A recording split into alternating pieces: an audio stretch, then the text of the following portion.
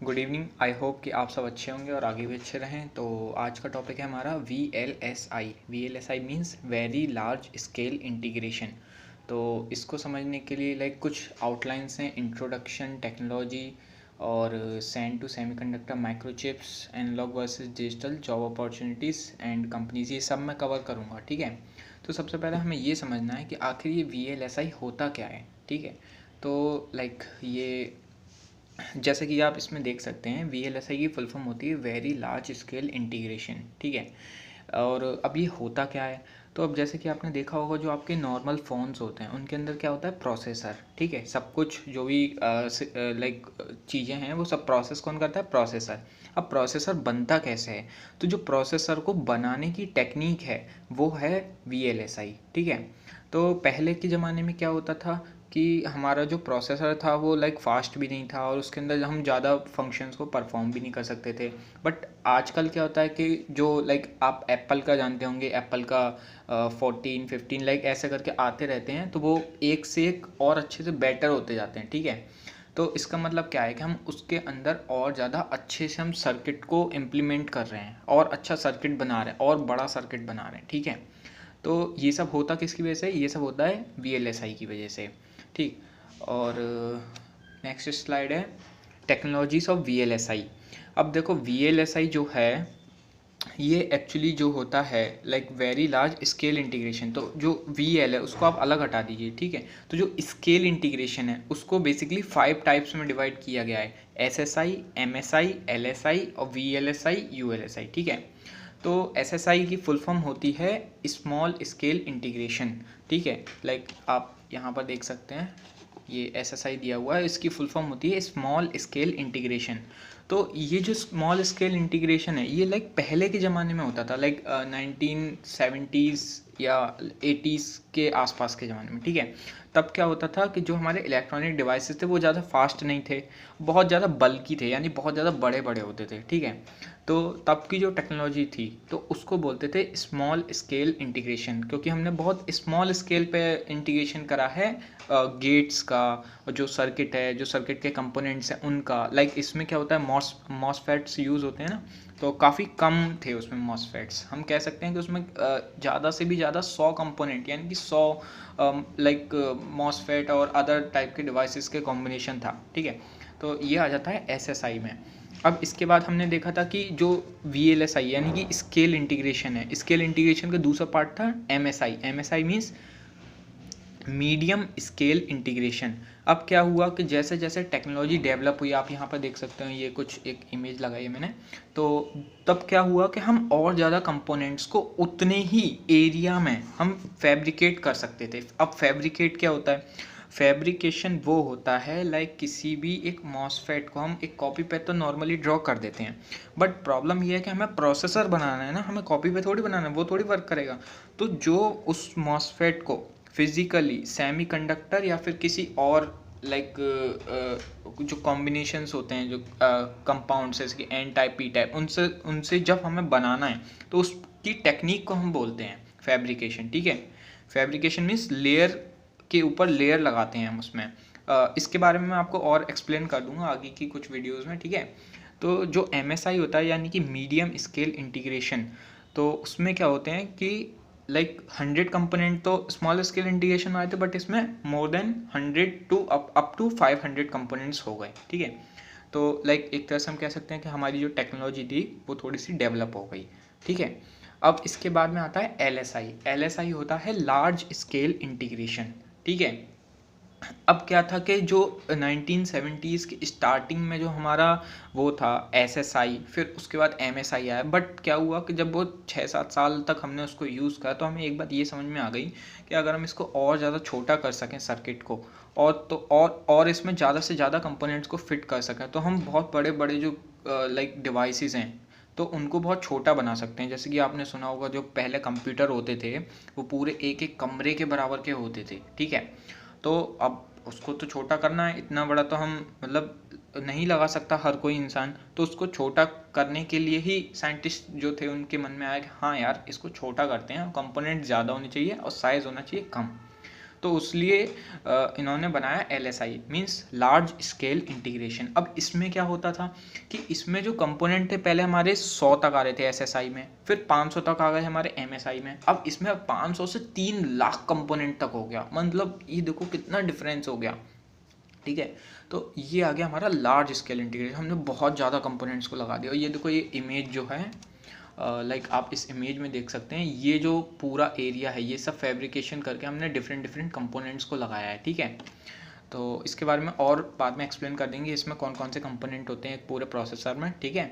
तो आप इसे अभी के लिए ऐसे समझ सकते हैं। फिर आता है हमारा VLSI। अब जो हमारा लार्ज स्केल इंटीग्रेशन था, जो हमारे साइंटिस्ट होते हैं ना, उनके दिमाग में कीड़ा होता है कि यहाँ तक रुकना नहीं है, इससे आगे भी करना है। तो उन्होंने कहा कि यार अब आईसी इतनी छोटी हो गई है, अब इसे और छोटा करते हैं, इतना छोटा कर देते हैं नाखून के साइज़ की हो जाए। तो उन्होंने क्या करा कि और ज़्यादा उस पर लाइक पूरा दिमाग लगाया और उसको और ज़्यादा छोटा किया। और जब इसको छोटा किया और उसमें और भी ज़्यादा कंपोनेंट को फिट करा, तो उन्होंने इस टेक्नोलॉजी का नाम रख दिया VLSI, यानी कि very large scale integration technology, ठीक है। अब इसमें क्या होता है कि जो कंपोनेंट होते हैं ना, जो 100 500 फिर 3 लाख हो गए, अब इसमें 3 लाख से भी ऊपर कंपोनेंट हो गए। 3 लाख कंपोनेंट इतनी छोटे से प्रोसेसर में, ठीक है। तो ये आ गया आपका VLSI में। और VLSI जो है वो इस समय बहुत ज़्यादा डिमांड में है, क्योंकि प्रॉब्लम ये है ना कि सब लोग CS में जा रहे हैं, है ना। अब CS में जा रहे हैं और आप भी देख रहे हैं कि इलेक्ट्रॉनिक्स के सामान की कितनी लोग मतलब कितना ज़्यादा यूज़ में आता है। सब लोगों के हाथ में स्मार्टफोन है, लैपटॉप है। अब सारे लोग जो हैं वो अगर CS में ही चले जाएंगे तो आखिर हार्डवेयर कौन बनाएगा, ठीक है। तो लाइक VLSI में इसलिए जॉब अपॉर्चुनिटीज़ बहुत ज़्यादा हैं। तो अभी जो टेक्नोलॉजी चल रही है वो है VLSI। अब इसके बाद में आता है ULSI। अब ऐसा है कि यार हम किसी चीज़ को एक लिमिट तक हम छोटा कर सकते हैं, ठीक है। तो एक तरह से हम कह सकते हैं ULSI जो है अल्ट्रा लार्ज स्केल इंटीग्रेशन, ये कहीं ना कहीं एक उस लिमिट की ओर बढ़ रहा है, ठीक है। हम और भी ज़्यादा कंपोनेंट्स को अंदर फिट करते जा रहे हैं, ज़्यादा से ज़्यादा कंपोनेंट को हम एक IC में लेते जा रहे हैं, ठीक है। तो एक तरह से हम कह सकते हैं कि हम एक लिमिट की तरफ बढ़ रहे हैं, है ना। तो अब ULSI में क्या होता है कि 1 million components, 1 million means 10 lakh, तो 10 लाख कंपोनेंट्स से भी ज़्यादा कंपोनेंट्स को हम एक IC के अंदर फैब्रिकेट कर रहे हैं। तो ये जो टेक्नोलॉजी है ये लाइक अभी बहुत कम जो प्रोसेसर्स हैं उसमें यूज़ होता है, और लाइक बहुत ज़्यादा कॉस्टली टेक्नोलॉजी है। और एक बात और कि मतलब अभी इसका इतना ज़्यादा यूज़ भी नहीं है, क्योंकि इतने हाई पावर जो प्रोसेसर्स हैं उनका इतना ज़्यादा अभी यूज़ में नहीं आता है, ठीक है। तो VLSI जो है वो इस समय ओके है। लाइक मैक्सिमम जो केस है, मतलब मैक्सिमम जो भी हम यूज़ कर रहे हैं वो VLSI ही यूज़ कर रहे हैं, ठीक है। तो अब इसके बाद आते हैं, देखिए ये कुछ इमेज गैलरी मैंने यहाँ लगाया है सारी इमेजेस को। ये जो था ये SSI था, SSI का लाइक जो होता है प्रोसेसर। उसके बाद आया MSI में कुछ इस तरह से, फिर LSI, फिर VLSI, और फिर अब ये ULSI, ठीक है। तो ये कुछ इमेजेस मैंने लगाई हैं। इसके बाद में एक वीडियो थी, वो वीडियो कॉपीराइट की वजह से मैं यहाँ प्ले नहीं कर सकता, बट मैंने अपनी प्रेजेंटेशन में प्ले करा था। अगर आपको चाहिए हो तो मैं आपको सेंड कर दूँगा, ठीक है। अब इसके बाद में आते हैं कुछ कीवर्ड्स का मतलब ये कि ये जो हम प्रोसेसर बना रहे हैं, अब इन प्रोसेसर्स में हमने लाइक जो टर्म्स आते हैं, लाइक एक टर्म आता है इनगॉट और वेफर, ठीक है। मैं आपको अभी एक्सप्लेन करता हूँ, ठीक है। तो कुछ टर्म्स मैं आपको अभी बताऊँगा, ingot, wafer, VLSI design flow, digital versus analogue domain, ठीक है, जॉब अपॉर्चुनिटीज़ और कंपनीज। चलो एक एक करके मैं आपको एक्सप्लेन करता हूँ। तो सबसे पहले क्या होता है, जो आपकी सैंड, नॉर्मल सैंड जो होती है ना, सब जगह अवेलेबल है, वो सैंड जो होती है एक्चुअली सिलिका ही तो होती है, सिलिका, और सिलिका से ही सिलिकॉन मिलता है, ठीक। सिलिका और सिलिकॉन बात तो एक ही है, ठीक है, वो सिलिकॉन ऑक्साइड होता है। अब क्या होता है कि हम सबसे पहले जो सैंड होती है, सैंड में कार्बन को मिक्स करते हैं, और जब हम कार्बन को मिक्स करके उसको हीट करते हैं, लाइक देखिए ये है सैंड और ये है कार्बन, ठीक है। अब जब मैंने इसमें मिलाने के बाद इसको हीट किया, और इसमें से जो भी हमें कंपोनेंट लाइक जो चीज़ें हमें नहीं चाहिए थी उसको सब हमने अलग कर दिया, तो उसके बाद हमें मिलता है कुछ इस टाइप का सिलेंडर, ठीक है। ये सिलेंड्रिकल शेप की ये जो चीज़ होती है इसको बोलते हैं इनगॉट। ये होता है हमारा प्योर सिलिकॉन, ठीक। अब इनगॉट का एक और मीनिंग होता है an ingot is a piece of relatively pure material, ठीक है। तो इसका मतलब क्या है, इसकी जो प्योरिटी होती है बहुत ज़्यादा हाई होती है, लगभग हम कह सकते हैं कि इसकी प्योरिटी 99.99 कुछ परसेंट होती है, ठीक है। और इसको बनाने के जो प्रोसेस होते हैं उसमें कई सारे होते हैं, लाइक सीजो क्लास की मेथड, और इसके अलावा भी कुछ और मेथड्स होते हैं जो कि आप आगे के सेमेस्टर में पढ़ेंगे, ठीक है। तो देखिए ये जो हमारा इनगॉट है, अब हमें ये इनगॉट तो मिल गया, ये हमारा वही इनगॉट है जो भी पीछे आया था, देखिए ये इनगॉट ये आ गया। तो अब इनगॉट जो होता है ना, इसको स्लाइस किया जाता है, जैसे कि आप देखते होंगे घर में क्या होता है, मूली होती है, मूली को हम उससे स्लाइस करते हैं, पतले से भी पतला, ठीक है। तो एक एग्जांपल के लिए बता रहा हूँ केवल। तो लाइक ये जो इनगॉट होता है, इसको जब हम इस तरह से स्लाइस करते हैं तो हमें ये मिलते हैं, ये स्लाइसिस। इन स्लाइसिस जो होते हैं अलग अलग डायमीटर के, इनको हम बोलते हैं वेफर, ठीक है। वेफर जो होता है एक्चुअली सबसे लाइक इसी से ही हमारे जो प्रोसेसर होते हैं वो बनते हैं, ठीक। वेफर क्या है, ये प्योर सिलिकॉन है। अब इसी प्योर सिलिकॉन पे हम डोपिंग कराते हैं, बाकी के लाइक पॉलीसिलिकॉन्स की लेयर लगाते हैं, मेटल लेयर लगाते हैं, और भी बहुत सारे प्रोसेस करते हैं, और जो भी बनता है वो इसी से बनता है, ठीक है। तो ये हमारा सबसे इम्पॉर्टेंट मटेरियल है। अब एक प्रॉब्लम यहाँ पर ये आती है कि जब भी हम एक प्रोसेसर बनाते हैं तो उसमें कंपोनेंट्स इतने ज़्यादा छोटे होते हैं कि एक डस्ट का पार्टिकल जो होता है उसका साइज़ भी कंपोनेंट से बड़ा हो जाता है कभी कभी, समझ रहे हो। तो अब ये तो बहुत ज़्यादा ख़राब हो जाएगा, और हम कोई एक प्रोसेसर बना रहे हैं उसमें थोड़ी बहुत डस्ट आ जाती है। तो क्या करते हैं कि जो पूरी फैक्ट्री जो होती है जहाँ पर ये लाइक प्रोसेसर पूरा बन रहा है, उस पूरी फैक्ट्री को इस तरह से बनाते हैं हम कि वहाँ पर बिल्कुल भी डस्ट के पार्टिकल ना रहें, वहाँ की जो एयर होती है उस तक को बिल्कुल प्योर कर दिया जाता है, बार बार फिल्टर किया जाता है उसे, ठीक है। तो लाइक अब मान लीजिए कि ये हमें वेफर मिल गए, उस पर बिल्कुल भी डस्ट के पार्टिकल नहीं है, ठीक। और लाइक अब क्या होता है, ये वेफर हमारे बन गए। अब क्या होता है कि अब हमें चाहिए होता है आइडिया कि आखिर हमें बनाना क्या है, ठीक है। अगर हमें ये पता होगा कि हमें बनाना क्या है तो हम उसके बारे में सोच पाएंगे, ठीक है। सबसे पहले हमें ये सोचना होता है कि हमें बनाना क्या है, फिर उसके बाद हम सोचते हैं कि उसकी स्पेसिफिकेशंस क्या होनी चाहिए, रिक्वायरमेंट्स क्या होनी चाहिए। अब इसका मतलब क्या है कि मतलब हमें प्रोसेसर किस यूज़ में लेना है, ठीक है। मान लीजिए गेमिंग का चाहिए तो उसके लिए बहुत हाई प्रोसेसर चाहिए, स्टडी वगैरह के लिए चाहिए तो इतना ज़्यादा मतलब हाई पावर का नहीं चाहिए, और भी कुछ लाइक टेक्स्ट वगैरह, नॉर्मल टेक्स्ट वगैरह को प्रोसेस करने के लिए चाहिए तो उसके लिए थोड़ा और लो प्रोसेसर चाहिए। तो जो हमारी रिक्वायरमेंट है वो हमारी स्पेसिफिकेशंस में आ जाएगी, वही उसी हिसाब से हम जो हमारा प्रोसेसर है उस प्रोसेसर को डिज़ाइन करेंगे, ठीक है। और जितना ज़्यादा हमें पावर का प्रोसेसर चाहिए, लाइक जितना ज़्यादा हम उसे यूज़ करना चाहते हैं, हार्डली यूज़ करना चाहते हैं, तो हमें उतना ज़्यादा उसे अच्छा बनाना पड़ेगा, और उतने ही ज़्यादा कंपोनेंट हमें उसमें लगाने पड़ेंगे, ठीक है। तो अब इसके बाद में आती है RTL कोडिंग। अब RTL कोडिंग में क्या होता है, लाइक अगर आप समझ सकते हैं कि अभी मैंने आपको बताया कि इसमें लाइक लाखों में कंपोनेंट्स को हम लगा रहे हैं, ठीक है। अब लाखों में कंपोनेंट्स अगर हम उसे लगा रहे हैं तो इतने सारे कंपोनेंट्स को हाथ से लाइक सर्किट बनाना, फिर उसको फैब्रिकेट करना, मतलब ये तो काफ़ी ज़्यादा वैसा टास्क हो जाएगा ना कि एक ह्यूमन नॉर्मली नहीं कर पाए। उसके लिए फिर बहुत सारे लोगों की ज़रूरत पड़ेगी, हज़ारों लोगों की, तो इतना नहीं कर सकती कोई कंपनी।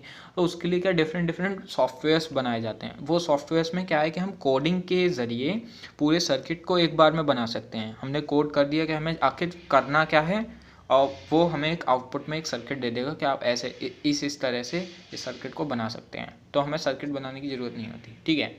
अब क्या होता है कि हमने RTL कोडिंग लाइक कोडिंग कर दी, वेरिलॉग, VHDL, पर्ल, और भी लैंग्वेज हैं, सिस्टम वेरिलॉग, और भी जो भी लैंग्वेज हैं उनसे हमने कोडिंग वगैरह कर दिया, उसको लाइक चेक कर लिया कि हाँ सब कुछ ठीक है। फिर हमने क्या करा, डिज़ाइन देखा, सिमुलेशन किया, उसका सिमुलेशन करके देखा कि हाँ लाइक एक लैपटॉप में ही हमने सिमुलेशन करके देखा जो हम फंक्शन परफॉर्म कराना चाहते हैं, क्या वो प्रोसेसर फंक्शन परफॉर्म कर पा रहा है या नहीं। हम उस पर पूरी तरह से स्ट्रेस देके देखते हैं सॉफ्टवेयर के थ्रू कि जो हमारी रिक्वायरमेंट्स हैं वो फुलफ़िल हो रही हैं या नहीं हो रही हैं, ठीक है। फिर उसके बाद में आता है वेरिफिकेशन। वेरिफिकेशन में क्या है कि हम और भी ज़्यादा उसको अच्छे से टेस्ट करते हैं, उसकी जो कमियां हैं उसको सब ख़त्म कर देते हैं, उसको पूरी तरह से वेरीफाई करते हैं कि हाँ ये ठीक है।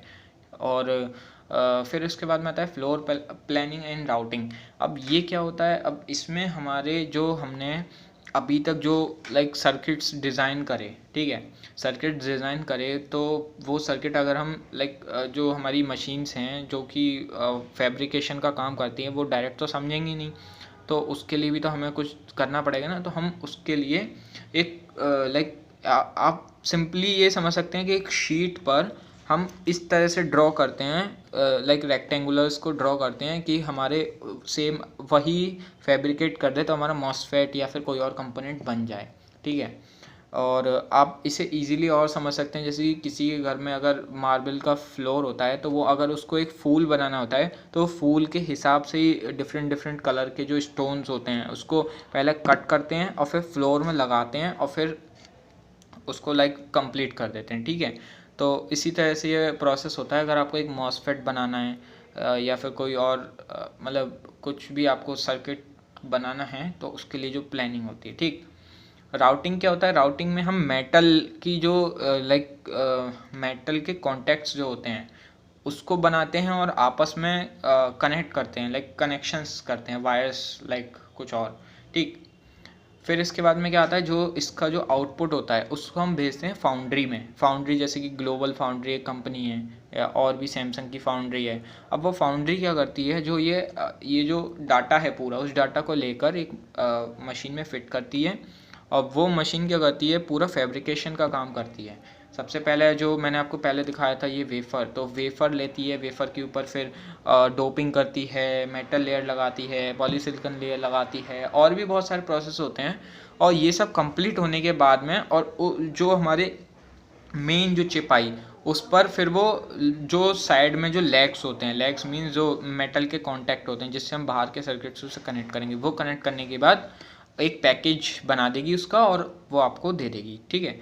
तो फिर हमें मिलेगी आईसी चिप जो कि हमें चाहिए, या हम कह सकते हैं एक प्रोसेसर में मिल जाए। हाँ, तो ये लाइक समझने के लिए काफ़ी इजी है बट ये बहुत ज़्यादा कॉम्प्लेक्स प्रोसेस है। बट इसमें क्या होता है कि एक ही इंजीनियर को सारा काम नहीं करना होता। समझ रहे हैं आप, एक ही इंजीनियर को सारा काम नहीं करना होता। जैसे कि आरटीएल कोडिंग या डिज़ाइन सिमुलेशन है तो इसके लिए ही 50-60 इंजीनियर होंगे जो कि सेम काम करेंगे, ठीक है। क्योंकि लाइक सर्किट बहुत बड़ा है ना, तो एक नहीं कर सकता, और फैक्ट्रीज़ भी अलग अलग होती हैं, कंपनीज़ भी अलग अलग होती हैं हर एक चीज़ की। तो ये है डिज़ाइन फ्लो कि किस तरह से वर्क करता है। इसके बाद में आते हैं हम एनालॉग वर्सेस डिजिटल, ठीक है। तो डिजिटल में क्या होता है कि हम इस तरह से कुछ कोड्स को लिखते हैं जिससे कि हमें सर्किट मिल जाता है, ठीक है। और एनालॉग में क्या होते हैं, जैसे कि आप ये देख सकते हैं कि ये PMOS, ये NMOS, ये एक इन्वर्टर कुछ बना के रखा है और ये भी कुछ सर्किट्स मैंने बना कर रखे हैं। तो ये एनालॉग में क्या होता है, मॉसफेट जो होते हैं उससे हम एक सर्किट को डिज़ाइन करते हैं, समझ रहे हैं आप। डिजिटल में क्या होता है कि हम कोडिंग कर देते हैं। एनालॉग में क्या होता है, डिजिटल लाइक गेट्स वगैरह अगर जब हमें बनाने होते हैं तो कोडिंग से हो जाता है और सर्किट्स इससे बन जाते हैं। और ये लाइक ये जो पूरा है ये हम एक सॉफ्टवेयर से भी कर सकते हैं, लाइक जैसे कि कैडेंस हो गया। कैडेंस में क्या होता है कि हमारा ये एनालॉग का काम भी हो जाता है और इसमें हम गेट्स वगैरह भी डिज़ाइन कर सकते हैं। जब हमें बहुत ज़्यादा लार्ज नंबर में गेट्स चाहिए होते हैं तो हमें फिर कोडिंग करनी पड़ती है, क्योंकि हम बहुत ज़्यादा अगर लार्ज नंबर में गेट्स चाहिए तो उसको हम हाथ से तो नहीं बना सकते उस सर्किट को, ठीक है। तो अब इसके बाद में हम बात करते हैं कि जॉब अपॉर्चुनिटीज़ क्या हैं। तो जो VLSI है उसमें इतनी ज़्यादा जॉब अपॉर्चुनिटीज़ हैं कि मतलब आप सोच भी नहीं सकते कितनी ज़्यादा टाइप के लोगों की ज़रूरत होती है, ठीक है। अब इसमें सबसे पहले क्या आ जाता है आपका डिजिटल डिज़ाइन इंजीनियर, फिर एनालॉग इंजीनियर, फिर verification engineer, physical design engineer. फिर ये तो केवल 4 पोस्ट अभी मैं आपको दिखा रहा हूँ। इसके बाद में है फिर STA engineer, SOC engineer, layout engineer, fabrication engineer.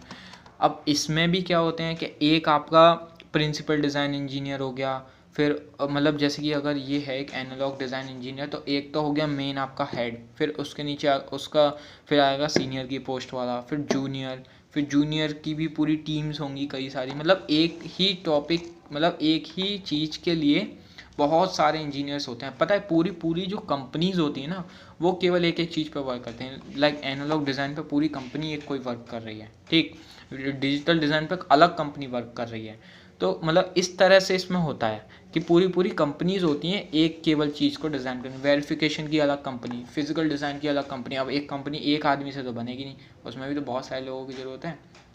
तो इस तरह से काम होता है। VLSI बहुत बड़ा है। ये सब है, ये सब लाइक फैब्रिकेशन है। फैब्रिकेशन लाइक इंडिया में कंफर्म मुझे पता नहीं कि सैमसंग की फाउंड्री है या नहीं। मैंने सुना है कि अभी तक तो मुझे ये पता था कि इंडिया में कोई भी फाउंड्री नहीं है, बट अभी हाल फिलहाल में मैंने सुना है कि एक सैमसंग की फाउंड्री है। लाइक तो अब क्या है, जो आपका टाटा है वो टाटा भी इसमें सेमीकंडक्टर में आ गया। उसने भी काफ़ी ज़्यादा इन्वेस्ट किया है। अब वहाँ भी काफ़ी ज़्यादा लोगों की ज़रूरत होगी, ठीक है। तो कह सकते हैं कि इसमें जॉब अपॉर्चुनिटीज़ बहुत ज़्यादा हैं, ठीक। अब बात आती है कंपनीज़ की। कंपनीज़ कौन कौन सी हैं? तो सबसे ज़्यादा देखिए, मेरी जो फेवरेट कंपनी है जिसमें मैं जाना चाहता हूँ वो है इंटेल, फिर है क्वालकॉम और सिनॉप्सिस, ठीक है। एक आती है कैडेंस। ये जो 4 कंपनीज़ हैं ये मतलब कह सकते हैं मेरी ड्रीम कंपनी है, ठीक है। और इसके अलावा है राइजन जो आपने लाइक प्रोसेसर सुने होंगे, जो रिपब्लिक ऑफ गेमर्स के लिए मतलब रॉग जो होता है, रॉग के बनाते हैं। आसूस हो गया, एनालॉग डिवाइसेस हो गया, ग्लोबल फाउंड्रीज हो गया, IBM हो गया, गूगल हो गया। गूगल भी है आजकल इसमें, गूगल थोड़ा कम है बट है, ठीक। जाइलिंक्स हो गया, फिर कैडेंस हो गया, LT स्पाइस हो गया, और साइमेंस हो गया, HP हो गया, सैमसंग हो गया, डेल हो गया, पैनासोनिक हो गया, ब्रॉडकॉम हो गया। आपके आसपास जितनी चीज़ें हैं ना वो सब में कहीं ना कहीं आपका VLSI यूज़ हो रहा है, ठीक है। जो भी इलेक्ट्रॉनिक्स का सामान है, आपका फ़ोन देख लो, आपके फ़ोन जिस कंपनी का है वो भी यूज़ कर रहा है कहीं ना कहीं से, ठीक है। इसमें इतनी कंपनीज़ हैं, इतनी कंपनीज़ है कि अगर लिस्ट बनाओगे तो 100 से ज़्यादा तो बहुत बड़ी बड़ी कंपनीज़ आ जाएंगी, ठीक है।